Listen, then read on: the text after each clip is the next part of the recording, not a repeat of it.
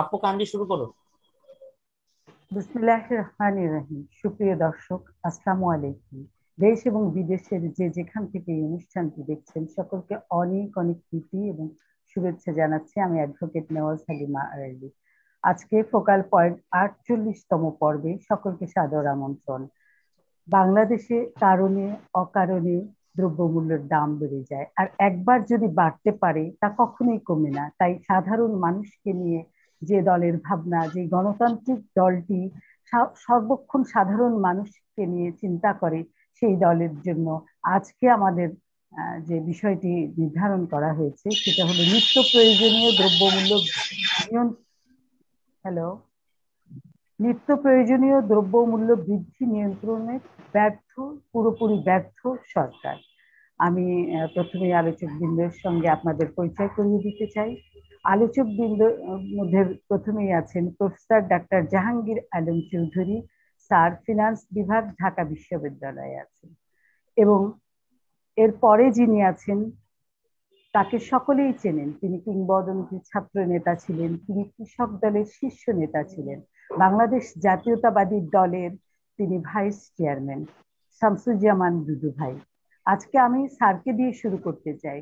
Sir, দ্রব্যমূল্যের উপরে আপনাকে আমি যেটা দিয়ে শুরু করেছিলাম যে বিএনপি সর্বদাই সাধারণ মানুষের স্বার্থ নিয়ে চিন্তা করে। বলা হয় যে এই সরকারটি উন্নয়ন করছে এবং সবচেয়ে সুখে আছে নাকি এই সরকারের আমলে বাংলাদেশের জনগণ। আপনার কাছে আমার প্রশ্ন যে কারণে অকারণে যে দ্রব্যমূল্য একবার যদি বাড়তে পারে তা কমে না। গত 3 দিন আগে খাদ্যমন্ত্রী বলেছেন যে তেলের দাম যা বেড়েছে সেখানে স্থিতি থাকবে, কথা দিয়েছেন যে আর বাড়বে না, কমার তো প্রশ্নই উঠে না। তো এই এই জায়গা থেকে আপনি যদি আমাদেরকে একটু আপনার আলোচনা করতেন আর কি স্যার। ধন্যবাদ। ধন্যবাদ আমাকে সুযোগ দেওয়ার জন্য। আমি প্রথমে শ্রদ্ধা জানাচ্ছি আমাদের শামসুজ্জামান দুদু ভাইকে। আমি যখন ঢাকা বিশ্ববিদ্যালয়ের ছাত্রত্বের শেষ পর্যায়ে আছি, শিক্ষক হওয়ার আগে, তখন তিনি তার তার নেতৃত্বে ছাত্র নেতৃত্বে উনি শিখরে ছিলেন এবং আমরা সেটা খুব শ্রদ্ধাভরে স্মরণ করি যে উনি যে গতিশীল নেতৃত্ব দিয়েছেন সারা বাংলাদেশে ছাত্রদের জন্য, সেটা সারা জীবন এদেশের মানুষ মনে রাখবে। ধন্যবাদ। ওনার সাথে এরকম একটা ফোরামে কথা বলতে পারাটা আমি মনে করি সম্মানজনক আমার জন্য। তো আমি এটা ওনাকে শ্রদ্ধা জানিয়ে আরম্ভ করছি। আসলে আমাদের দেশে আমরা এই বিষয়গুলো নিয়ে আরো কয়েকটি প্রোগ্রামে আলোচনা করেছি। আমাদের দেশের মূল সমস্যাটা হচ্ছে গিয়ে গভর্নেন্স সমস্যা, আরেকটা হচ্ছে গিয়ে সরকারের সাথে জনগণের সম্পৃক্ততা না থাকা, জনগণের সাথে জনগণের কাতারে না থাকা। এখন আমাদের দেশে যেটা হচ্ছে যে এখন ব্যবসা বাণিজ্যটা হয়ে গেছে কিছু লোকের হাতে চলে গেছে, এবং যাদের হাতে চলে গেছে তারা ক্ষমতাসীন দলের সাথে সম্পৃক্ত। এখন ক্ষমতাসীন দলের সাথে সম্পৃক্ত হওয়ার কারণে যেটা হয়েছে, যেসব সংস্থাগুলো দ্রব্যমূল্য নিয়ন্ত্রণের দায়িত্বে আছে এবং এটা মনিটরিং এর দায়িত্বে আছে, তারা কোনো অবস্থাতে আইন কানুন মেনে এবং এই দ্রব্যমূল্য নিয়ন্ত্রণের জন্য যেসব কাজগুলো করা দরকার সেগুলো তারা করতে পারেন না, যেহেতু যাদের বিরুদ্ধে তাদের ব্যবস্থা নিতে হবে তারা সবাই ক্ষমতাসীন দলের সাথে রয়েছেন এবং তারা খুব ক্ষমতাবান। এই কারণে আমাদের দেশে দ্রব্যমূল্যর যে বিষয়টা হচ্ছে, যেটা বাড়তে থাকলে কমে না। আর একটা হচ্ছে যে যদিও আন্তর্জাতিক বাজারের দোহাই দিয়ে বাড়ানো হয়, কিন্তু যদি কোনো অবস্থাতে আন্তর্জাতিক বাজারে দাম বাড়ে তখন বাড়িয়ে দেওয়া হয়, কিন্তু আন্তর্জাতিক বাজারে যখন দাম কমে যায় এটা আর কোনো অবস্থাতেই নেমে আসে না। কারণ হচ্ছে যে মানুষগুলো এই বাজারগুলোকে, বিভিন্ন ধরনের বাজার আছে, বাজারগুলোকে নিয়ন্ত্রণ করেন তারা সবাই ক্ষমতাশালী। এটা হচ্ছে সবচেয়ে বড় কথা। আর আরেকটা হচ্ছে যে এটা তো হচ্ছে গিয়ে একটা আপনি যারা ইনভলভ তারা। আর দ্বিতীয়ত হচ্ছে যে যেসব সংস্থাগুলো আছেন, এই সরকারি সংস্থাগুলো, এই দ্রব্যমূল্য নিয়ন্ত্রণ এবং বাজারের চাহিদাটা কি অবস্থা আছে সেটা জেনে যে সাপ্লাইটাকে, যোগানটাকে স্থিতিশীল রাখা, এই দায়িত্ব যারা আছেন তাদের কিন্তু একটা বিশাল ব্যর্থতা আছে। আমি এর আগেও অনেকগুলো অনুষ্ঠানে বলেছি যে গত 10-12 বছরে আমাদের দেশে যে মেইন খাদ্য সামগ্রীর মধ্যে সবচেয়ে গুরুত্বপূর্ণ যেটা চাল, তো চালের যে আমাদের যে যোগানের অবস্থা ছিল, উৎপাদন ছিল, এবং সরকারের যে ইনফ্রাস্ট্রাকচার আছে এই চালটাকে মজুতদারি করার জন্য, সেটা আমি ডাটা দিয়ে দেখিয়েছিলাম যে গত 10 বছরের বিশাল একটা গভর্নেন্স ফেলিউর আছে, একটা সরকারের গভর্নমেন্ট পলিসি ফেলিউর আছে। সরকার গত 10-12 বছরে দেখা গেছে অলমোস্ট মানে চালের যে মজুতদারি করার জন্য যে ইনফ্রাস্ট্রাকচার দরকার, সেই ইনফ্রাস্ট্রাকচারে খুব বেশি কোনো ইনভেস্টমেন্ট করেনি। এটা 10-12 বছর আগে যে ইনফ্রাস্ট্রাকচার ছিল বিএনপির সময় 2001 থেকে 2006 সাল সময় যে ইনফ্রাস্ট্রাকচার ছিল অলমোস্ট সেই জায়গায় রয়ে গেছে। আর তার চেয়ে বড় হচ্ছে যে যেগুলো ছিল তার মধ্যে অনেকগুলো আবার কিন্তু অকেজ হয়ে গেছে, যেখানে এই যোগান মানে আপনার চালের মজুত ধরে রাখা যায় না, ইনফ্রাস্ট্রাকচার ইউজ করা যায় না। এখন একটা হচ্ছে সরকারের পলিসি ফেলিওর, আর দ্বিতীয় কথা হচ্ছে যে সরকারের ইভেন ইফেক্টিভলি যে মনিটরিং ব্যবস্থা আছে সেটাও আমি কতটুকু আছে সেটা নিয়ে আমার সন্দেহ আছে। একটা বিষয় আমি আপনাদেরকে বলতে চাই যে সরকার যে যে দপ্তরগুলো আছে যে প্রাইসটাকে মনিটর করার, যে কোন দ্রব্যের কি কতটুকু দাম এবং সেটা অনুসারে যে ইনফ্লেশনটা কত বাজারে মানে দেশে সেটা নির্ধারণ করা, এক্ষেত্রে ভয়াবহ একটা অসামঞ্জস্যতা আছে।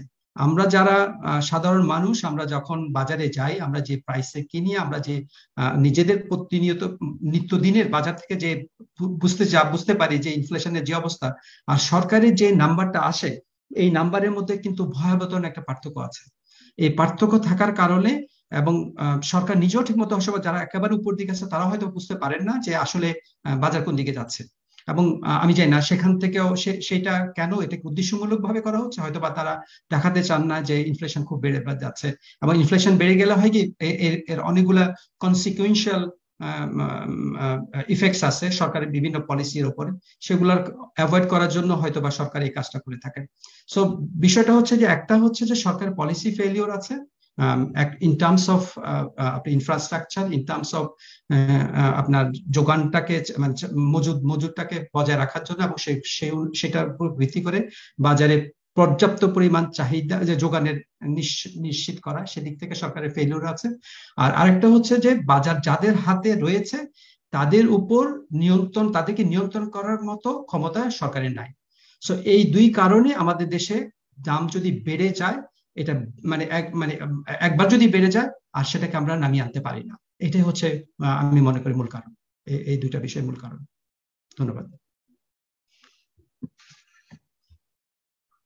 আপনার মাইক অফ।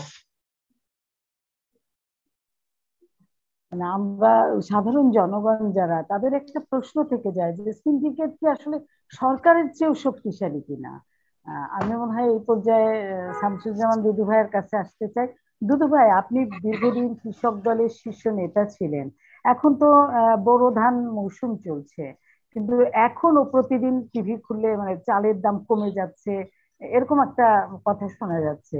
কিন্তু আসলে যদি চালের দাম কমে যেত কিংবা চালের দাম বৃদ্ধি পেয়েছে, তাতে যদি প্রান্তিক চাষিরা ন্যায্য মূল্য পেত, তাহলেও কিন্তু একটা বুঝার ব্যাপার ছিল যে না, আমার চাষিরা ভালো আছে।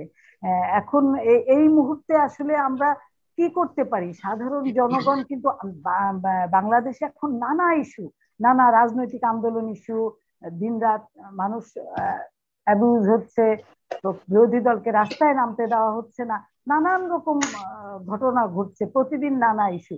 কিন্তু এই যে সাধারণ মানুষের পেটে ভাত নাই, এই ব্যাপারটা একদমই এড়িয়ে যাওয়া হচ্ছে। এবং অনেকে বলে যে এই যে দ্রব্যমূল্যের দাম, এটাকে ঢাকবার জন্য বা সরকারের ব্যর্থতাকে ঢাকবার জন্য নতুন নতুন ইস্যু পয়দা করা হয়। তো দুদু ভাই, আপনি কৃষক দলের শীর্ষ নেতা ছিলেন, আপনি যদি বলতেন যে দ্রব্যমূল্য যে বাড়ছে, সিন্ডিকেট কি সরকারের চেয়েও মানে শক্তিশালী কিনা? দুদু ভাই। হ্যাঁ, হ্যালো। ধন্যবাদ আরলি। জি।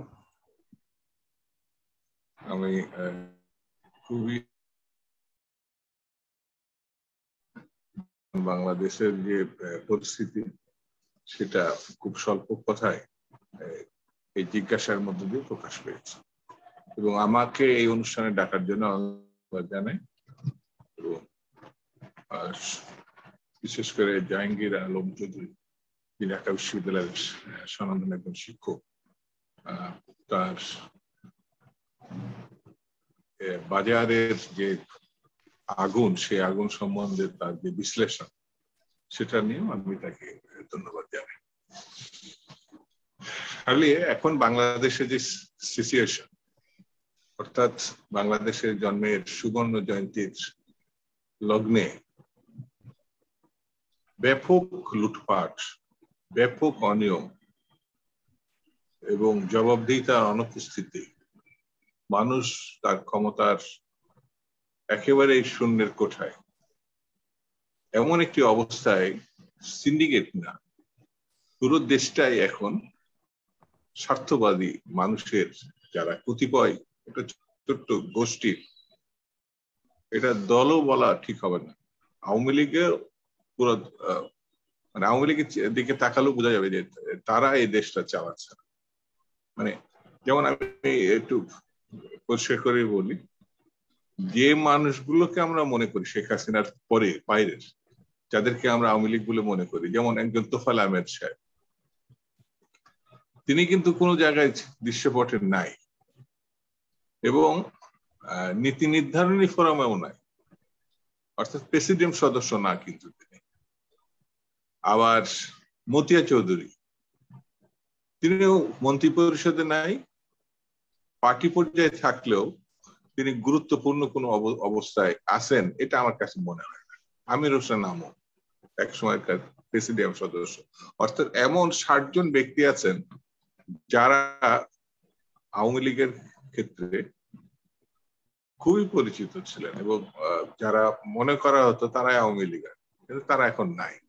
যারা আছেন মন্ত্রী পরিষদে, আমি যদি একবারে 5 জনের নাম কাউকে বলতে বলি, আমার মনে হয় অনেক সিনিয়র রাজনীতিকও ভুল করবেন, এই 5 জনের নাম বলতে পারবেন। আমি অন্তত পক্ষে খুব বলা, কারণ এরা এতটাই অখ্যাত এবং কি বলবো নেত্রীর প্রতি মানে চ্যালেঞ্জ তো নাই, সত্য কথাটা বলার ক্ষমতা তাদের নাই।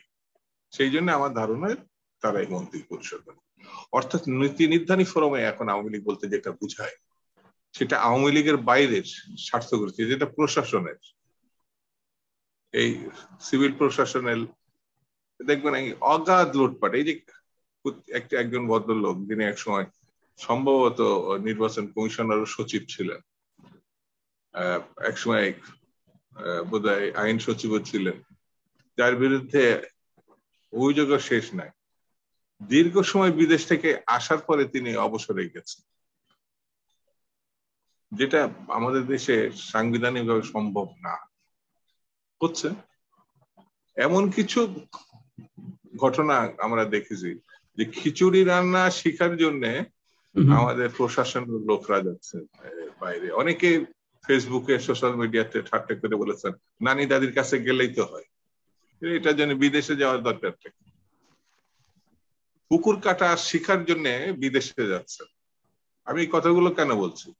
একটা সরকারের জবাবদিহিতার মিনিমাম পর্যায়ে থাকলেও এই প্রসঙ্গগুলো আসে না।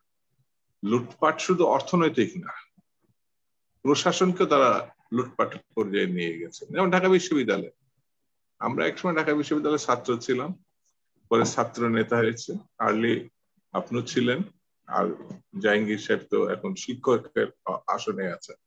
ঢাকা বিশ্ববিদ্যালয়ে এমন অনেক ঘটনা আমাদের কানে আসে যেগুলো বেদনার সৃষ্টি করে আমাদের, কারণ আমরা এই ইউনিভার্সিটির ছাত্র নানান ঘটনায় ছিলাম। তৃতীয় শ্রেণী পেয়েছে যেখানে তাদের কি বলা যায় প্রথম শ্রেণীর আছে, শুধু দলীয় বিবেচনায় তারা আসতে পারে, এই জন্য তৃতীয় শ্রেণী থেকে অনুমোদন দিচ্ছে সিন্ডিকেট, সিনেট। আমি এটা ভাবতেই পারি না, কল্পনা করাই কঠিন হচ্ছে ঢাকা বিশ্ববিদ্যালয়ে। এই যে সর্বশেষ একটি ছাত্র সংগঠন, যে ছাত্র সংগঠন আমি নিজেও একসময় সভাপতি ছিলাম, আর্লি আপনিও ছিলেন, অনেকে আমরা সে ছাত্র সংগঠন করেছে, এবং সেই ছাত্র সংগঠন শুধু ঢাকা বিশ্ববিদ্যালয় না, জাহাঙ্গীরনগর বিশ্ববিদ্যালয়, Dhaka medical college, BUET, Rajshahi university, এমন কোন ইউনিভার্সিটি ছিল না যে ওই ছাত্র সংগঠনটা তারা নির্বাচিত হয় না, ছাত্র সংসদে তার নির্বাচিত হয় না, এমন কলেজ ছিল না, বড় বড় কলেজ যেখানে এই ছাত্র সংগঠন ছিল। সেই ছাত্র সংগঠন জাস্ট তার নেত্রীর সম্বন্ধে কটূক্তি করেছেন, এবং কে কটূক্তি করেছেন? এটা ভাবা যায় না, সেটার প্রতিবাদ করেছে, অন্য কোনো ঘটনা না। তাদেরকে মারতে হবে, মাথা ফাটাতে হবে। এবং এটা ভাবা যায় যে মেয়েদের উপরে, নেত্রীদের মানে নারী নেত্রী যারা ঢাকা বিশ্ববিদ্যালয়ে, যেখানে মুক্ত বুদ্ধি চর্চার কেন্দ্র, সেখানে তাদের পিটায়। এবং এখন সোশ্যাল মিডিয়া, এখন অনেক পত্রিকা লিখতে পারে না, কিন্তু সোশ্যাল মিডিয়ায় ক্যামেরাগুলো মোবাইলে এটা ওপেন থাকে। কেউ যদি মনে করে যে সে এটা বলে নাই, করে নাই, এটা কোনো সুযোগ নাই। এই কথা কেন আমি দ্রব্যমূল্যের মধ্যে বলছি, মানে যেখানে আইনের শাসন নাই সেখানে বাজারের শাসন থাকবে কি করে? আমি যে জিনিসটা আমি নিজে বাজার করি, এটা আমি আজকে বলি ছাত্র জীবন থেকে, আমি কলেজ স্কুল লাইফ থেকে আমি বাজারের সঙ্গে সম্পৃক্ত। আমার অন্য কোনো ভাই এই বাজারের দিকে খুব একটা যেত না, আমি যেতাম। এখনো আমি সুযোগ পেলে বাজারে যাই। তার প্রধান কারণ হচ্ছে বাংলাদেশে বাজারে গেলে আর বাসে চললে বোঝা যায় দেশটা কেমন আছে, দেশটা কেমন আছে, মানুষের কোন কোন পর্যায়ে আছে। এটা গেল কোর্ট, বিচারালয়, অনেক কিছু তারা হস্তক্ষেপ করছে। এমনকি ম্যাডামকে বিনা দোষে তথাকথিত বিচারের নামে তাকে 3 বছর জেল দিয়েছে। কিন্তু বাজার নিয়ন্ত্রণে সুমোটো, কত সুমোটো দেখেছে। এই ক্ষেত্রে সুমোটো, খাদ্যমন্ত্রীকে সুমোটো করে হাইকোর্টে ডাকা যেত, বাণিজ্য মন্ত্রীকে ডাকা যেত। কেন? তারা জবাবদিহি করতে, তারা মন্ত্রী দাবি করছে, তারা সংসদ সদস্য দাবি করছে, কেন তারা জবাবদিহি করবে না? উপরন্তু এমন এমন কথা বলে, যখন কিচ্ছু না পারে তখন পাকিস্তানের প্রসঙ্গ উত্থাপন করে বলে পাকিস্তানে আমাদের থেকে বেশি দাম, পাকিস্তানে আমাদের থেকে বেশি দাম। আরে ভাই, পার্লামেন্টে কি হলো কয়দিন আগে, এটা তো আপনারা বলেন না। ওখানে কোর্টের কত ক্ষমতা সেটা সম্বন্ধে তো বলেন না, ভয় পায়। সেই জন্য আমি বলবো যে এই দুদু ভাই বরং বলেছে যে বাংলাদেশের 5 কোটি লোকের উপরে ইউরোপিয়ান জীবন যাপন করছে, মানে ভালো। এটা বলা যায়? 5 কোটি মানুষ তো না, আমরা 18 কোটি 20 কোটি মানুষ। এই 10% অথবা 15% ভালো থাকলে তো বুঝাই না যে দেশ ভালো আছে। বলা যায় 80% মানুষ বা 70% মানুষ ভালো আছে, তাহলে না বুঝবো তো দেশ ভালো আছে। মানে বাণিজ্য মন্ত্রী নিজেই মনে করছে, এই বাণিজ্য মন্ত্রী তো অত্যন্ত আপত্তিকর কথা বলেছেন যে আমি ব্যবসায়ীদের বিশ্বাস করেছিলাম। বিশ্বাস মানে বিশ্বাসটা কি? আইনের আওতায় থাকবে তারা, বিশ্বাস অফিসের ব্যাপার না তো। এই লোকটিও ব্যবসাদার, এই লোকটিও লুটপাটের একটা অংশীদার, এই লোকটিও হচ্ছে তাদেরই শীর্ষমণি। সেই জন্য সে ব্যবসায়ীদের, সেই জন্য আমার কাছে যেটা মনে হয় সকল অপকর্মের দায় আছে সরকারের। এই সরকারকে যদি আমরা সরাতে না পারি তাহলে কষ্ট অব্যাহত থাকবে। এই যে আমার রাশেদ খান মেনন সাহেব, এখন এই সরকারি পূর্বতন মন্ত্রী, এখনো জোটের তিনি কর্মকর্তা, তিনি স্পষ্ট করে দুটো বিষয় ক্লিয়ার করেছেন, যে কারণেই করুক স্পষ্ট করে মিডিয়ার সামনে, জনগণের সামনে বলেছে। এক হচ্ছে 10 কোটির ঊর্ধ্বে, 10 থেকে 12 লক্ষ হাজার কোটি টাকা দেশ থেকে পাচার হয়েছে, এটা তিনি বলেছেন রাশেদ খান মেনন সাহেব। আরেকটি কথা বলেছেন, আমি সাক্ষ্য দিতেছি আমিও নির্বাচিত না, বর্তমান প্রধানমন্ত্রীও নির্বাচিত না, রাশেদ খান মেনন সাহেব বলেছেন। তারপরে কিন্তু বেশ কিছু ঘটনার পরে যে একটা ঘটনাক্রমে বলেছিলাম, তো রাশেদ খান মেনন তো হেলাফেলা রাজনীতিক ছিলেন না, সেও ছাত্র ইউনিয়ন একসময় প্রেসিডেন্ট ছিলেন। উনি যখন বলেছেন সেই বলাটাই এখন আমি মনে করি সত্যটাই কখনো কখনো মানুষের মুখ থেকে বেরিয়ে যায়, ওনারও বেরিয়েছে। সেই জন্য আমি এই দফায় আমি এতটুকু বলি, আজকের যে বাজারের অবস্থা, এই তুলনা অন্য কোনো সময়ের তুলনা করা যাবে না। এই তুলনা স্বাধীনতার পরপরই যে সরকার ছিল সেই সময়ের সঙ্গে তুলনীয়। তখনও বাজারে কোনো নিয়ন্ত্রণ ছিল না, যে কারণে দুর্ভিক্ষ হয়েছিল। তখনও এই এখনকার মজুদদার, মুনাফাখোর এই শব্দগুলো কিন্তু সেই সময় আলোচনায় উঠতো, এখনো ওঠে। মাঝে কিন্তু সেই জিয়া রহমান বেগম জিয়ার সময় এইসব শব্দই ছিল না, সুরা কারবারি এসব শব্দ ছিল না। এখন আছে। অর্থাৎ কেউ যদি স্বাধীনতার পরবর্তী সময়ের সরকার না দেখে থাকেন তাতে কোনো আফসোস নেই। এখনকার সরকার দেখলে সে বুঝতে পারবে স্বাধীনতার পরবর্তী সরকার কেমন ছিল। সেই জন্য আমার কাছে মনে হয় এই সরকার সকল ক্ষেত্রে ব্যর্থ। সেই ব্যর্থতার একটা দিক হচ্ছে বাজার নিয়ন্ত্রণ করতে, এটা আমার কাছে মনে হয়। ঠিক আছে দিদি ভাই, আপনার কাছে আমি আবারও আসবো। এখন আবার আমি স্যার আপনাকে একটু মিউট হয়ে আছেন, একটু আনমিউট হতে হবে, স্যারকে একটু আনমিউট হতে হবে। জি স্যার, আপনি তো শুনলেন এতক্ষণ যে দ্রব্যমূল্যের যে লাগামহীন ঊর্ধ্বগতি, এর সাথে আসলে সরকারের অনিচ্ছাটা দায়ী। কারণ হচ্ছে এই সরকার ভোটের সরকার নয়, এই সরকার জনগণের পালস বুঝতে অক্ষম, কারণ এই সরকার দায়বদ্ধ সরকার নয়, জনগণের কাছে দায়বদ্ধ সরকার নেই। অথচ সরকার ভাবছে যে এই যে লাগামহীন দ্রব্যমূল্যের ঊর্ধ্বগতি, এটা হচ্ছে স্বাভাবিক ব্যাপার। তো এই এই জায়গায় এসে নিত্য প্রয়োজনীয় জিনিসপত্রের দাম বাড়লে যেমন মধ্যবিত্ত কষ্ট পায়, আজকাল এই পরিমাণ দাম বেড়েছে যে আমার মনে হয় যে শুধু মধ্যবিত্ত নয়, নিম্নবিত্ত মধ্যবিত্ত ছেড়েও সকল মানুষ এই দেশের নাভিশ্বাস এই দ্রব্যমূল্য নিয়ে। এটা থামছেই না, কিছুতেই থামছে না। কিছুদিন আগে ইন্দোনেশিয়া তার তেলের উপরের যে নিষেধাজ্ঞা এটা তুলে দিল, পার্শ্ববর্তী দেশ সহ সকল জায়গায় তেলের দাম কমলো, কিন্তু বাংলাদেশে কিন্তু আর কমলো না। মানে এটা কেবলই মনে হয় যে অনিচ্ছা বা বাংলাদেশের জনগণের প্রতি কোনো তোয়াক্কা নেই। স্যার এই অবস্থায় খাদ্য তার মানুষের মৌলিক অধিকার, এই অবস্থায় জনগণ কি করতে পারে এবং কি করার আছে? ধন্যবাদ। আপনার প্রশ্নের উত্তরে যাওয়ার আগে দুদু ভাই যে একটা রেফারেন্স টেনেছেন আওয়ামী লীগের নেতাদের, আমি সেটা খণ্ডন করছি। তারা বলেন যে বাংলাদেশের প্রাইস, বাংলাদেশ থেকে পাকিস্তানের দাম অনেক বেশি। কথাটা সত্যি নয়। আপনাদের একটা ওয়েবসাইটের নামে আমি বলছি, আমার সামনে আছে, আমি দেখাতে পারতাম, globalproductprices.com। সেখানে যদি দান আপনার মূল যে এসব খাদ্যদ্রব্যগুলো মানুষের প্রয়োজন মৌলিক, সেগুলার একটা কম্পারেটিভ পিকচার আছে সারা পৃথিবীর অলমোস্ট 80টা দেশের মতো নাম আছে। সেখানে যে যান অলমোস্ট সবগুলো প্রোডাক্টে বাংলাদেশের তুলনায় ভারত এবং পাকিস্তানের দাম কম। আপনি ভারতের, ইন্ডিয়ার, পাকিস্তানের রুপি কিন্তু দাম বাংলাদেশের টাকার চেয়ে অনেক কম। আপনি সেটা যদি অ্যাডজাস্ট করেন তাহলে কিন্তু পাকিস্তানের দামটা কম দেখায় বাংলাদেশের তুলনায়। আপনি যদি অ্যাবসলিউট ফর্মে দেখান যে ইন্ডিয়ার পাকিস্তানের দাম হচ্ছে গিয়ে চালের কেজি 150 টাকা, তাহলে আপনাকে অ্যাডজাস্ট করতে হবে এটা ডলার এক্সচেঞ্জ রেট, তাহলে কিন্তু দামটা কমে যায়।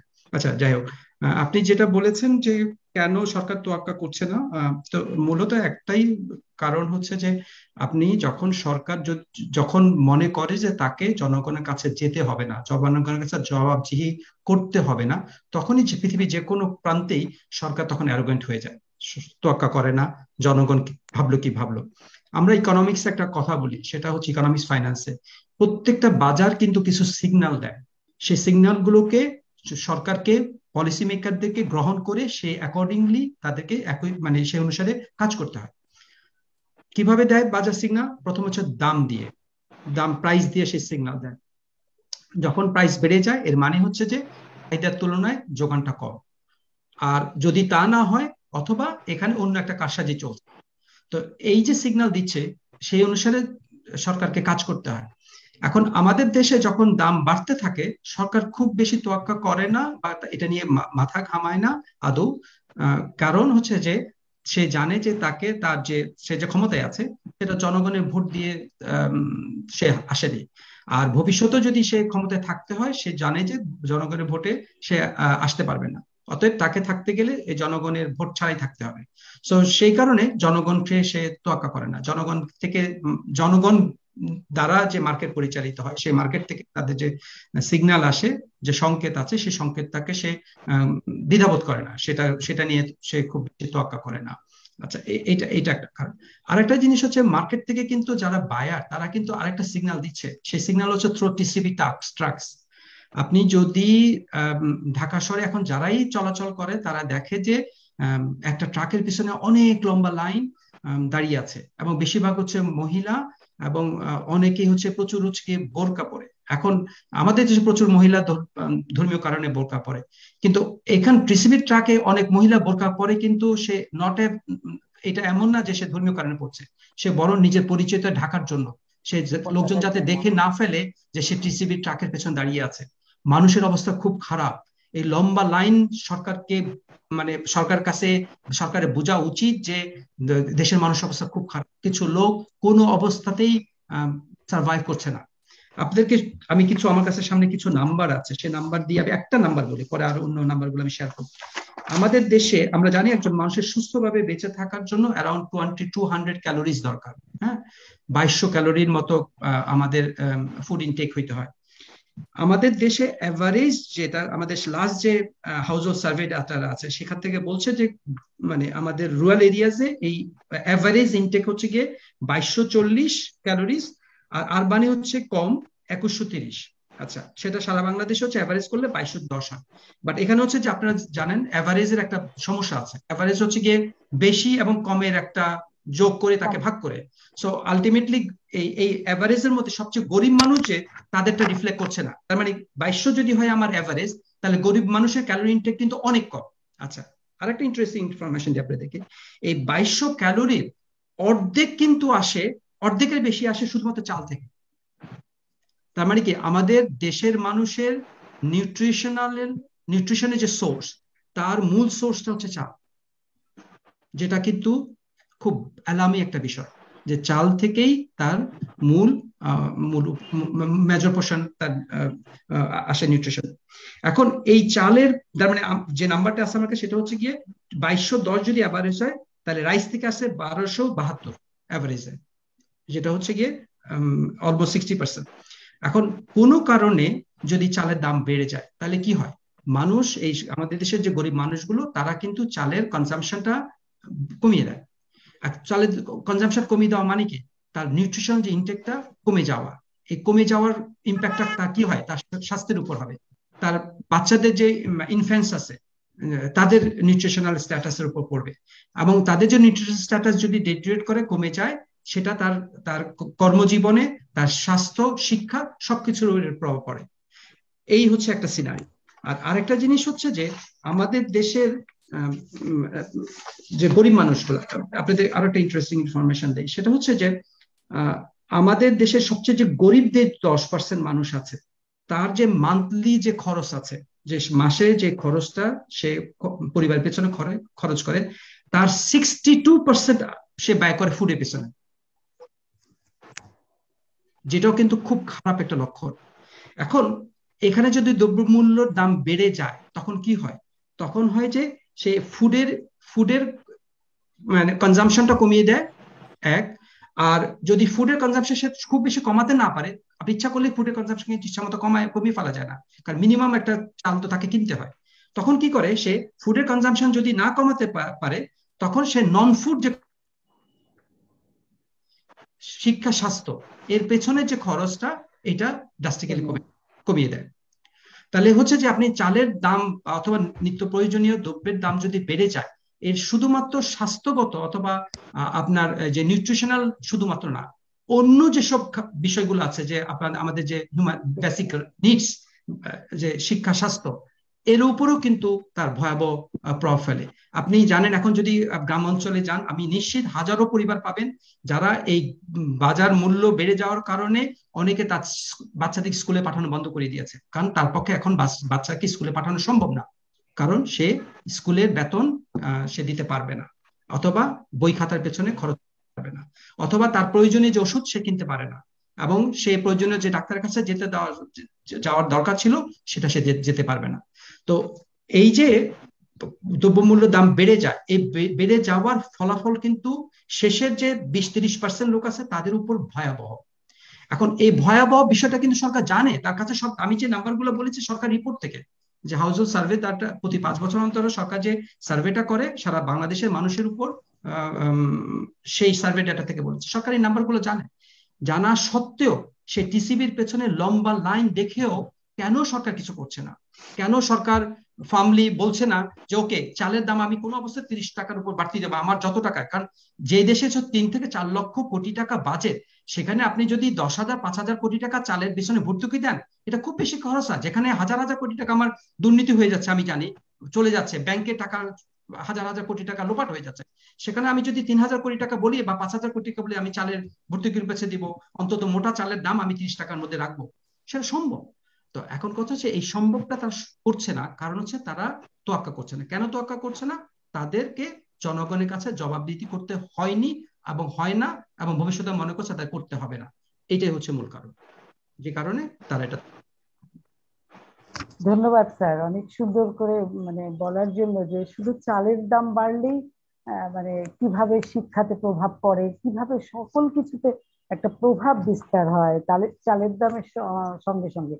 ঠিক কদিন আগে আমরা মানে দেখছিলাম যে এরকম যে দ্রব্যমূল্য, উচ্চ দ্রব্যমূল্যের সাথে ভোট চুরির একটা সম্পর্ক আছে, আর ভোট চুরির সাথে সম্পর্ক আছে দুর্নীতির সম্পর্ক, আর দুর্নীতির সাথেও আবার সম্পর্ক আছে রাষ্ট্রের তহবিল চুরির সম্পর্ক, রাষ্ট্রের তহবিল চুরির সঙ্গে আবার সম্পর্ক আছে মেগা প্রজেক্টের দুর্নীতির সম্পর্ক। তো রাষ্ট্রের তহবিল চুরির মাধ্যমে বিদেশে গ্যাস, উচ্চ গ্যাস, তেল, পরিবহন, পানি, সকল কিছুর দাম মানে অটোমেটিক একটার সঙ্গে একটা কেমন করে যেন বহুগুণ বেড়ে যায়। তো আজকে এরকম অবস্থায় বাংলাদেশ পড়েছে যেখানে নীরব দুর্ভিক্ষ চলছে। আমরা গত আলোচনায় দেখেছিলাম যে কিভাবে নীরব দুর্ভিক্ষ বাংলাদেশকে ছেয়ে ফেলেছে। সেই অবস্থা থেকে পরিত্রাণের জন্য সরকারের আসলে কিছু করবে না সরকার, কারণ এই সরকার কি জনমানুষের সরকার নয়। সুতরাং দুদু ভাই, আপনার কাছে আমার মানে বলা যে এরা বলছে যে মানুষের ক্রয় ক্ষমতা বেড়েছে, এটা বলা কি এক ধরনের নিষ্ঠুরতা নয়? দুদু ভাই শুনছেন? হ্যাঁ, আমি শুনতে পাচ্ছি। জি জি। না, আমি আরেকবার ধন্যবাদ দিই জাহাঙ্গীর আলম সাহেবকে, যে ক্রয় ক্ষমতা কমে গেলে বা অন্য অর্থে জিনিসপত্রের দাম বাড়লে যে কোন কোন সেক্টরে মানুষের বিপর্যস্ত হয়, ক্ষতিগ্রস্ত হয়, সেটা চমৎকার ভাবে ব্যাখ্যা করে এক এক সেক্টর অনুযায়ী তিনি বলেছেন। এর সঙ্গে আমি সম্পূর্ণ একমত, একবার সম্পূর্ণ একমত।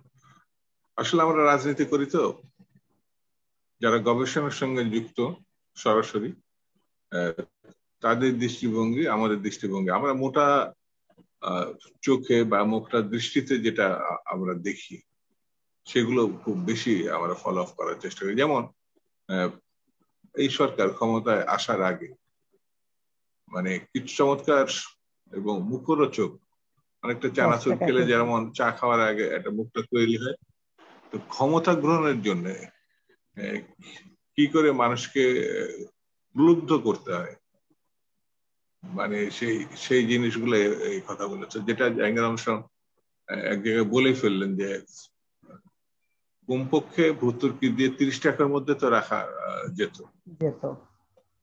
তার মানেটা হচ্ছে বেগম জিয়ার 16 টাকাটাকে আমরা 30 টাকায় নিয়ে যেতে পারছি মানুষকে বাঁচানোর জন্য। মানে এমন অবস্থা দেশে করেছে, তারা কিন্তু 10 টাকায় নামানোর কথা বলেছে, তারা ক্ষমতায় গেলে 10 টাকা সে চাল পাবে, এরকম একটা স্লোগান তারা দিয়েছিল।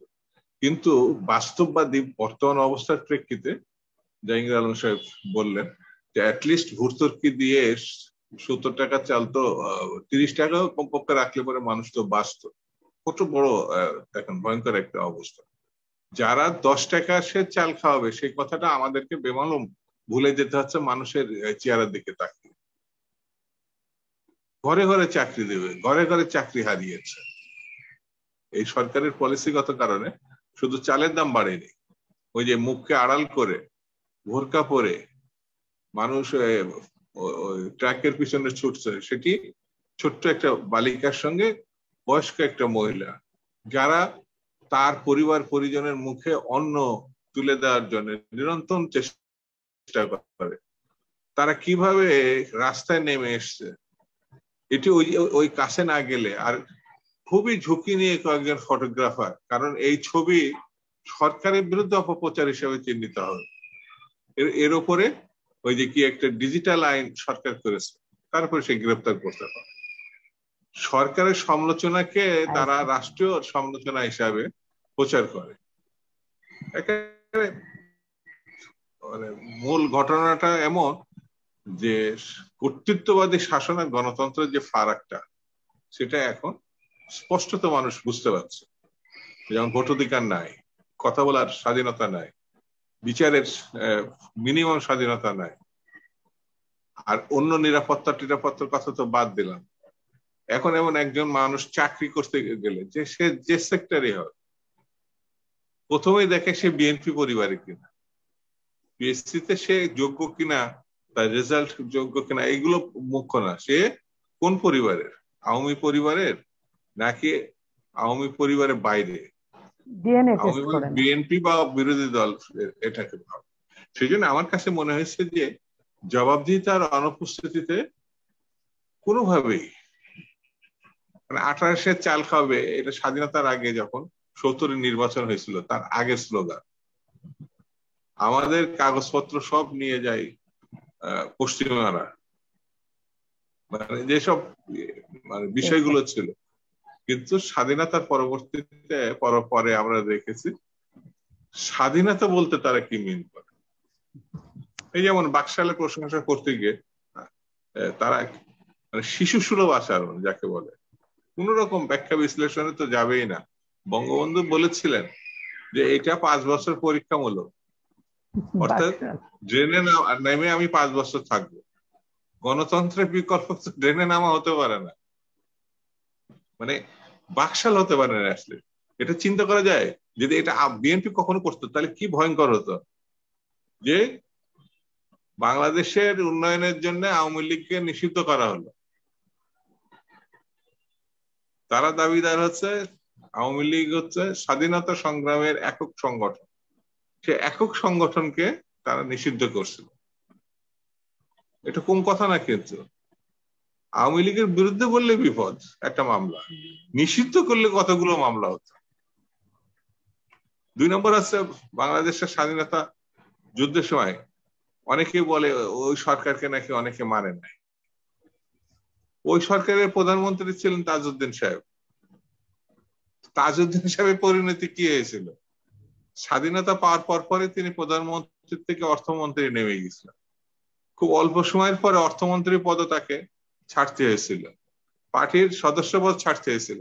যথারীতি তিনি ঢাকায় থাকেননি, গাজীপুরে নিয়ে গিয়ে তার মেয়ের লেখা বই দেখলে পাওয়া যাবে, টুলস বক্স নিয়ে কল টল গুলো ঠিক করতো। কি করতো? তাজউদ্দিন সাহেব। বিএনপি কিন্তু তাজউদ্দিন সাহেবকে এইভাবে অপমান করে নাই। সেই জন্য আমরা মনে করি এরা স্বাধীনতাকে অপমান করেছে, জিয়াকে অপমান করেছে, মুক্তিযুদ্ধকে অপমান করেছে, মানে গণতন্ত্র নেই। আর যেখানে গণতন্ত্র নেই, আমি ব্যক্তিগত বিশ্বাস করি সেই নিরাপত্তা নেই। বাজার তো নিয়ন্ত্রণে থাকার প্রশ্নই ওঠে না। জবাবদিহিতা নাই। পার্লামেন্ট উমেদারি প্রতিষ্ঠান, এই এখন পার্লামেন্টে, আর্লি নিজেও পার্লামেন্টের সদস্য ছিল, সেখানে সেই সময়গুলোতে কিভাবে স্বাচ্ছন্দ্যে মানুষ কথা বলতে পারতো, সংসদ সদস্যরা কথা বলতে পারতো। এমনকি সেই সময় প্রধানমন্ত্রীর কাছেও জবাবদিহিতার কথা শুধু বিরোধী দল না, সরকারি দলের থেকেও বলার অনেক সুযোগ ছিল। কিন্তু এখন মিনিমামটা নাই। সেই জন্য আমার কাছে যেটা মনে হয় যে বাজার নিয়ন্ত্রণের ব্যাপারটা হচ্ছে এখনকার যে এটা ক্ষমতার পরিবর্তনের সঙ্গে সম্পৃক্ত। যদি ক্ষমতার কোনো পরিবর্তন না হয়, কর্তৃত্ববাদী শাসনই অব্যাহত থাকে, তাহলে একটি মুহূর্তে আমরা যেমন একটা সময় দুর্ভিক্ষ মুখোমুখি হয়েছে, মানুষ তখন ভাত চেত না, যে সেই সময় ফ্যান চেত। এটা কত বড় দুঃখজনক। রাস্তায় বমি খেয়ে কুকুর বেলের সঙ্গে ডাস্টবিনের খাবার খাইছে। ভাবা যায় সদ্য স্বাধীন দেশে মানুষ কিভাবে বাঁচা সংগ্রাম করে। এখন আড়ালে আবডালে না। উনি যেটা বললেন যে বাচ্চাদেরকে স্কুলে যাওয়ার মতো আর কোনো সুযোগ নেই, শুধু বাচ্চাদের না, সর্বক্ষেত্রে এমন একটা দীনতা শুরু হয়েছে। আমি ব্যক্তিগতভাবে মনে করি যে এখন যেদিকে যাচ্ছে মানুষ প্রতিবাদ করতেও ভুলে যাচ্ছে, মানে এমন একটা ভয়ের সংস্কৃতি তৈরি করা হয়েছে। এখন বললে অনেকে অন্যভাবে বলবে, এটা মানে 10টা সামরিক সরকারে যে মিশায় যেটা একটা সরকার হয় সেটা হচ্ছে কর্তৃত্ববাদী সরকার। এটা যে কোনো অর্থে একটা সামরিক সরকার, আমরা সামরিক সরকারকে চ্যালেঞ্জ করেছি, আমাদের নেত্রী আপসীয় নেত্রী হয়েছেন সামরিক সরকারকে চ্যালেঞ্জ, হাসিনা সরি এরশাদ সাহেবের সরকারকে চ্যালেঞ্জ করা। কিন্তু এখন এই সরকারটা রাজনৈতিক কর্তৃত্ববাদী, ফ্যাসিজম, এটা কত বড় ভয়ঙ্কর হতে পারে। এই যে আমাদের ইলিয়াস আলী একটা ছাত্র দলের মতো সংগঠন, সর্ববৃহৎ বাংলাদেশে, তার সেক্রেটারি ছিল, সাংগঠনিক সম্পাদক এটা বিএনপির মতো সংগঠনের, সে একাধিকবার সংসদ সদস্য, নেই হয়ে গেল একেবারে। আমাদের এই যে আলম কমিশনার, হ্যাঁ নেই হয়ে গেল। আমাদের এই কুমিল্লার একজন এমপি নেই হয়ে গেল, হ্যাঁ হিরু সাহেব নেই হয়ে গেল। 600-700 জন নিখোঁজ। কি এত মজার কথা বলে, তারা পালিয়ে, হ্যাঁ পালাই গেছে। পালাই থাকলে আমরা কি করে বের করবো? হ্যাঁ বের হতে পারে এই পরিবর্তনের মধ্যে।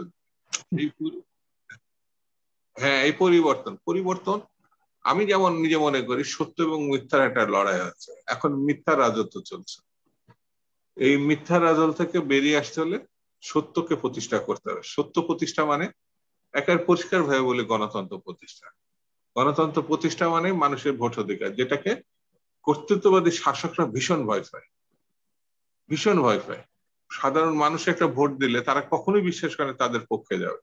এই যে একজন শিক্ষক কি জাফর ইকবাল সাহেব, মানে নির্লজ্জারও তো একটা সীমা থাকে, উনি সেটাকেও অতিক্রম করেছেন।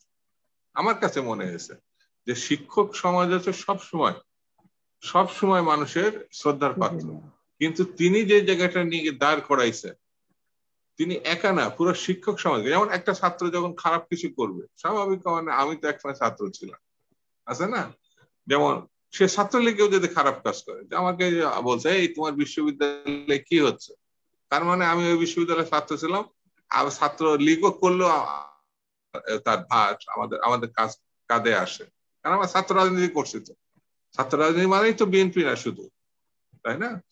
তো জাফর ইকবাল সাহেব যে কথাগুলো বললেন, আমি জানি না যে বাংলাদেশের মানুষ, আমি সবসময় মনে করি যে অন্য যে কোনো জাতির থেকে শ্রেষ্ঠ জাতি হলো বাংলাদেশি জাতি, মেধাবী, সংগ্রামী, বুদ্ধিমান।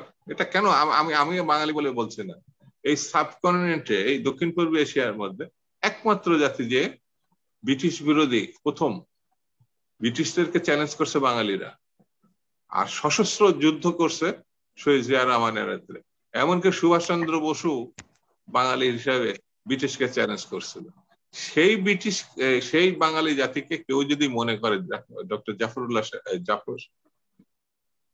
জাফর ইকবাল সাহেব যদি মনে করে থাকেন তিনি যা বলবেন তার লাভালাভের ব্যাপার আছে, তার থাকতে পারে, কিন্তু তিনি যা বলবেন আমরা অকপটে তা স্বীকার করে নেব, এতটা বেহায়া বোধহয় আমার কাছে আমরা না, উনি হতে পারে।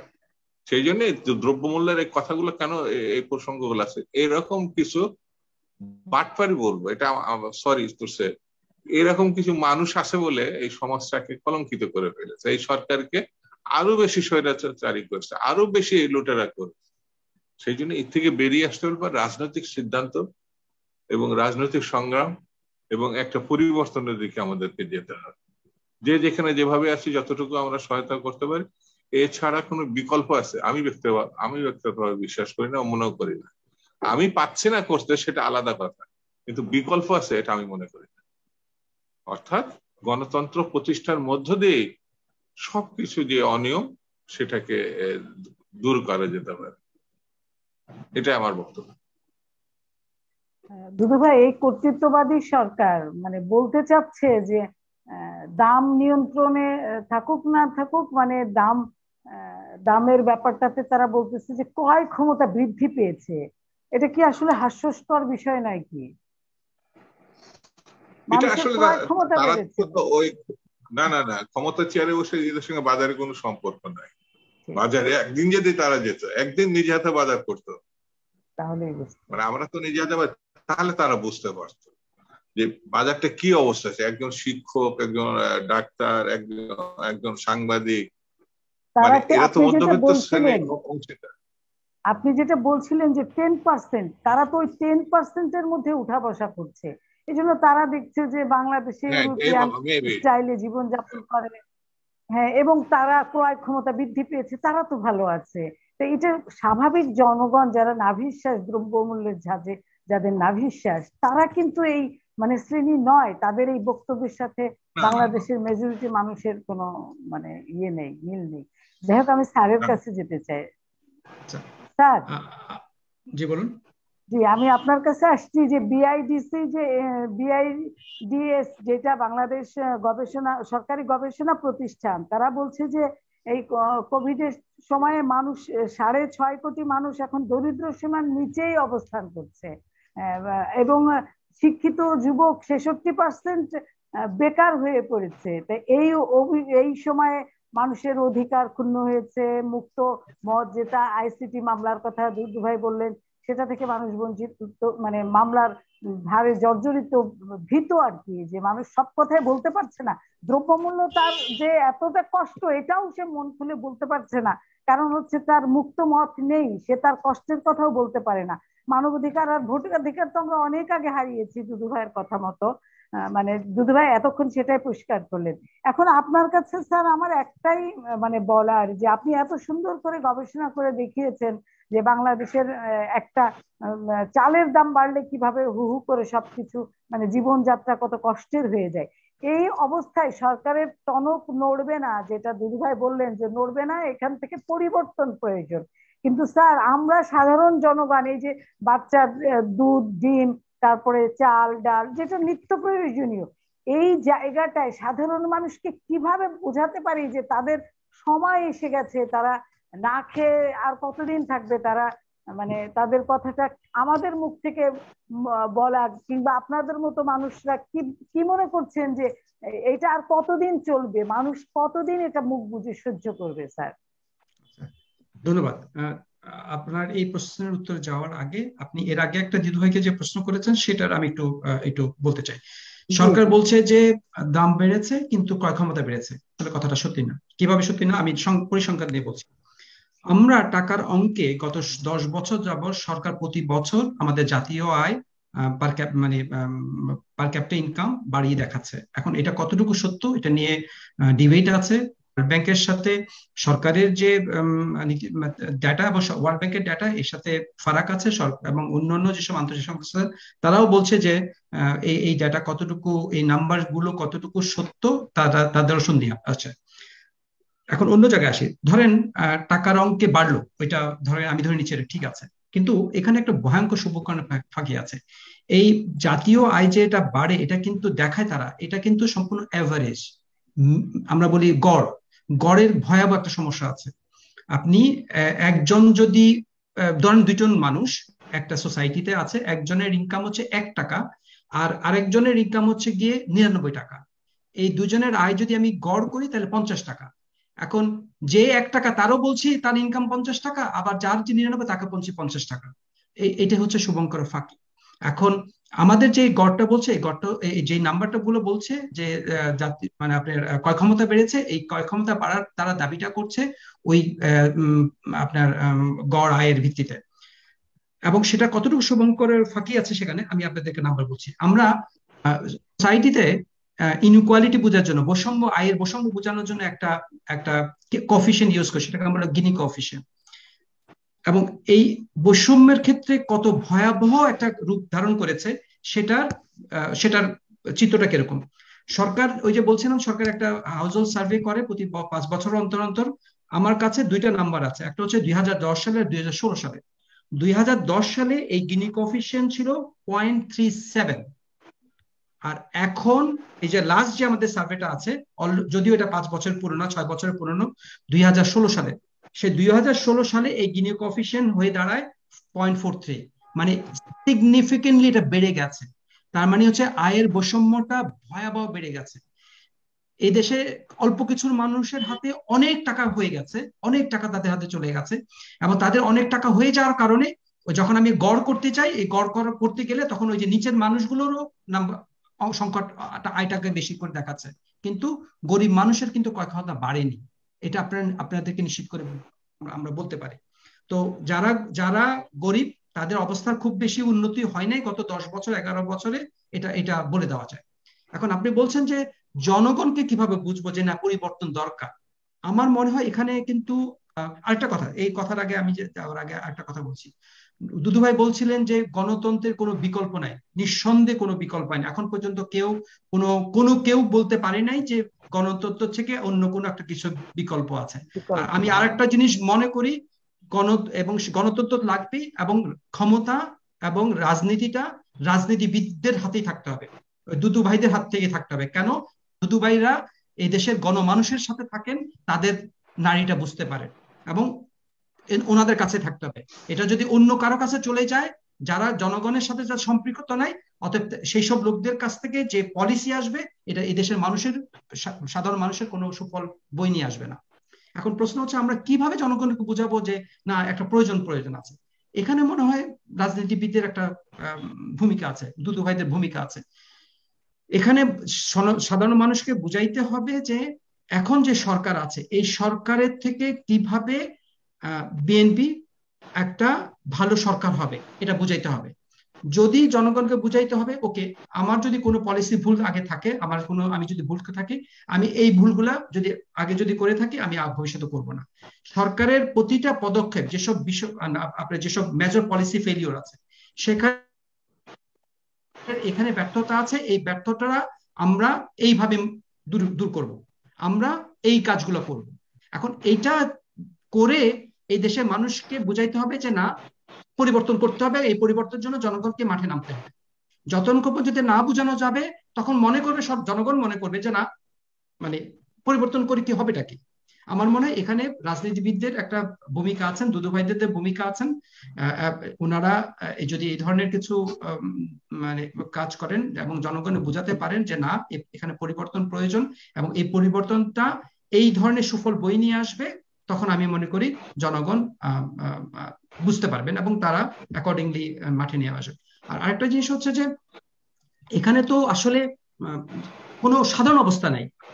এবং ইভেন রাজনীতিবিদরা, দুদু ভাইরাও যে মাঠে নেমে যে কোনো একটা পরিবর্তন করার জন্য সহায়ক অবস্থা তৈরি করবে, সেটারও অবস্থা তো নাই। আপনি যখন সরকার অনিয়মতান্ত্রিক ভাবে যখন দমন নীতি চালান, দমন পীড়ন চালায়, তখন তো আপনার জন্য খুব বেশি নিয়মতান্ত্রিক ভাবে কিছু করা অসম্ভব হয়ে দাঁড়ায়।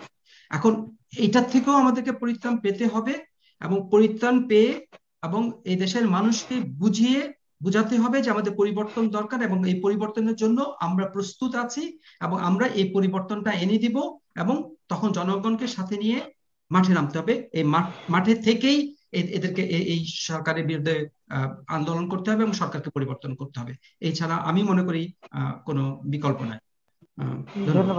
ধন্যবাদ স্যার। আমি দুদু ভাইয়ের কাছে শেষবারের মতো আসছি, শেষ প্রশ্ন। দুদু ভাই, এই যে ভয়াবহ দুর্বিষহ জীবন যাপন করছে বাংলাদেশের অধিকাংশ মানুষ, না খেয়ে আছে, বলতে পারছে না, লজ্জায় কাউকে বুঝাতে পারছে না, এর থেকে পরিত্রাণের জন্য যে আমরা মানে রাজনীতিবিদরা খালি বুঝাবো আর জনগণ শুধু কষ্টই ভোগ করবে, তাহলে আমাদের স্বাধীনতার কি প্রয়োজন ছিল? 50 বছর পার হয়ে গেছে আমাদের স্বাধীনতা।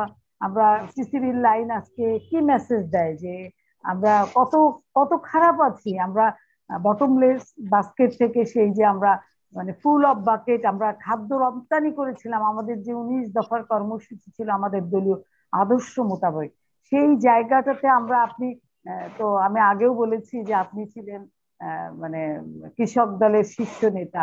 আজকে সত্যি কৃষক ভালো নেই, জাতি ভালো নেই, শিক্ষক ভালো নেই, মানে কেউই ভালো নেই। মোট কথা হচ্ছে অভাবের একটি বাংলাদেশ তাণ্ডব চলছে বাংলাদেশে। এর থেকে পরিত্রাণের জন্য আপনি সংক্ষেপে কিছু বলবেন, শেষ বক্তব্য দুদু ভাই। আমি এই ক্ষেত্রে আমি একটু ধন্যবাদ জানাই যেন আমাদের বর্তমান ভারপ্রাপ্ত চেয়ারপারসন জনাব তারেক রহমানকে। তিনি একটা জিনিস অনুধাবন করেছেন যে কোনো কিছু করতে হলে পরে সংগঠনটা দরকার। আমরা মাঝে যাই করি না কেন, সংগঠনের দিক থেকে আমরা একটু দূরে সরে, আমার এটা ব্যক্তিগত বিশ্লেষণ, একটু দূরে, অথবা দেশনেত্রী জেলে যাওয়ার পর আমরা আমাদের ভিতরে এক ধরনের অনীহা বলবো সংগঠনের, আমরা সেই ধরনের কাজগুলো করতে পারি না। এখন যেমন একেবারে ইউনিয়ন পর্যায় থেকে, ওয়ার্ড পর্যায় থেকে, শুধু বিএনপি না, প্রতিটা অঙ্গ সংগঠনের নানান পর্যায়ে নতুন নতুন মানুষ এদিকে আসছে। হ্যাঁ, আমি জাহাঙ্গীর আলমের সঙ্গে একেবারেই একমত যে রাজনীতিবিদদেরকে দায়িত্ব নিতে হবে। অর্থাৎ ভূমিকাটা রাজনীতিবিদ যারা একেবারে নিচ থেকে উপর পর্যন্ত আছে, যে ঘটনায় আমরা মুখোমুখি হই না কেন, যে পরিস্থিতির আমরা মুখোমুখি হই না কেন, দেশটা আগে। আমাদের নেতা বলেছেন যে দেশটা আগে। সেই দেশটাকে মাথায় রেখে যদি আমরা, হ্যাঁ আমাদের কোনো কোনো জায়গায় কিছু কিছু দুর্বলতা অবশ্যই আছে, যে আমরা মানুষের আরো কাছে যাওয়া, কৃষক শ্রমিক তাদের কাছে আমরা কোনো না কোনো ভাবে যেভাবে যাওয়ার দরকার আমরা হয়তো পাচ্ছি না। অর্থাৎ শুধু ভোট না, ভোটের বাইরেও আর কিছু কাজ আছে, যে আস্থাটা দরকার, সেই আস্থাটার কোনো জায়গায় ঘাটতি থাকতে পারে। আমার কাছে এটা ব্যক্তিগত আমার মতামত, সেগুলো পূরণ করা। অর্থাৎ গণ অভ্যুত্থানের দিকে এগিয়ে যাওয়া। কেউ অনেকে মনে করে যে ভোট ছাড়া যে ধরনের পরিস্থিতি হোক না কেন, এই যে যেমন আমাদের 4-5 জন পার্লামেন্টে এখন আছে, বিএনপি কি 4-5 জন পার্লামেন্টে থাকার দল? যে কোনো ভাবেই বলি না কেন, এটা আমরা নীতিগত ভাবে মানে মানি আর না মানি, এটা আমাদের কাঁধে নিতে হয়েছে। আমরা কিন্তু প্রতিনিয়তই বলে এসছি এই পার্লামেন্ট গ্রহণযোগ্য না, এই পার্লামেন্ট অবৈধ, এই সরকার অবৈধ, এবং এটা বাস্তব প্রমাণ আছে। কিন্তু আমরা যে কোনো ভাবে হোক সেই জায়গাগুলো মনে করছি যে ওখানে গেলে হয়তো কাজ হবে। কতটুকু কাজ হয়েছে আমি জানি না। আমরা মানুষের কাছে যেতে পারি নাই, মানুষকে আমরা আমাদের আস্থা নিতে পারি নাই, অথবা মানুষ আমাদেরকে আগের মতো যে যতটা আস্থায় ছিল, অর্থাৎ কর্তৃত্ববাদী একদলীয় শাসনে যে তৈরি হয় সেটা হচ্ছে ভীতির সংস্কৃতি। সেই ভীতির থেকে দলকে বের করে আনতে হয়, মানুষকে বের করে নিয়ে আসতে হয়। যেমন মুক্তিযুদ্ধ আমাদের দেশে হয়েছে, প্রথমে তো পাকিস্তানিরা বাংলাদেশ দখল করে নিয়েছিল, এটাই তো সত্য। কিন্তু ক্রমান্বয়ে আস্তে আস্তে যখন শহীদ জিয়া রহমান, এটা তো সবাই জানে, জিয়া রহমান যখন স্বাধীনতা ঘোষণা দিয়েছেন মানে রেডিওতে, তখন তাজউদ্দিন সাহেব এবং তার সঙ্গে যারা ছিলেন তারা কিন্তু স্পষ্ট করে বলেছেন যুদ্ধ শুরু হয়েছে, আমাদেরই একটা মানুষ স্বাধীনতা ডিক্লেয়ার করেছে। এবং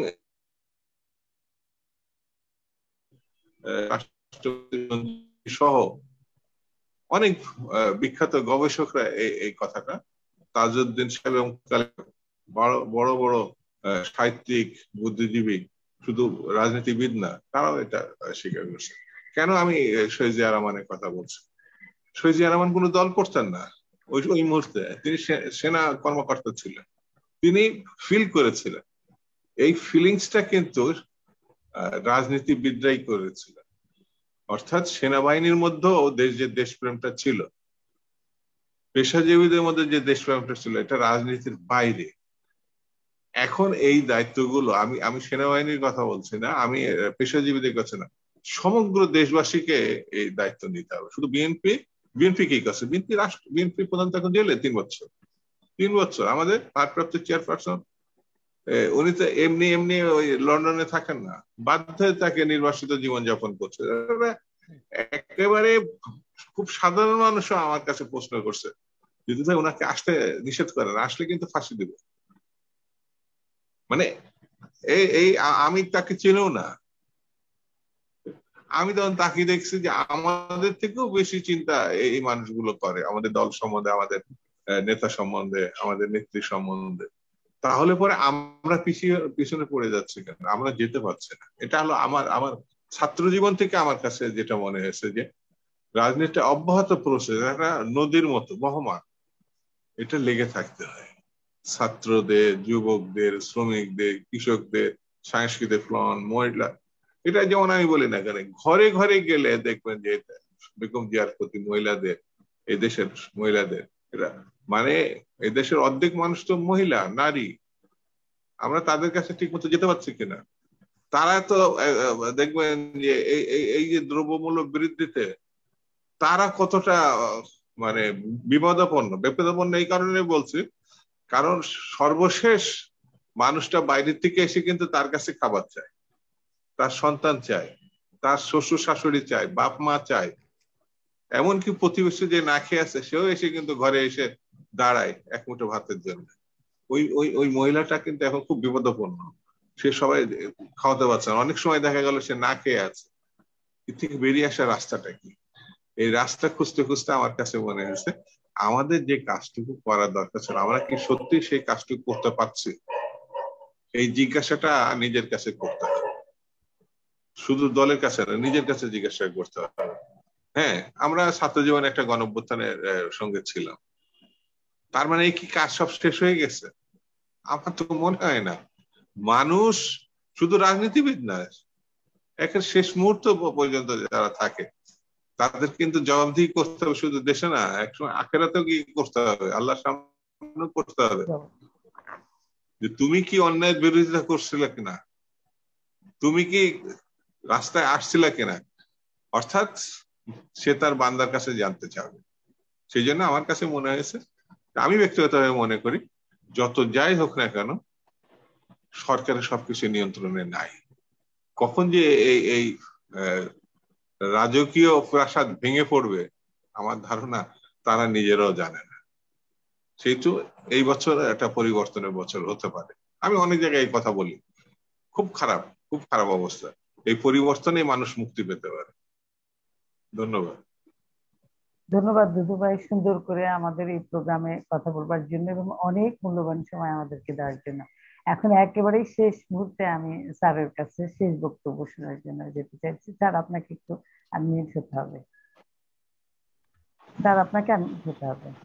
স্যার, দুর্নীতিতে দেশ সয়লাব, সাধারণ মানুষের স্বার্থ আসলে কে দেখবে সেই প্রশ্ন এসে গেছে।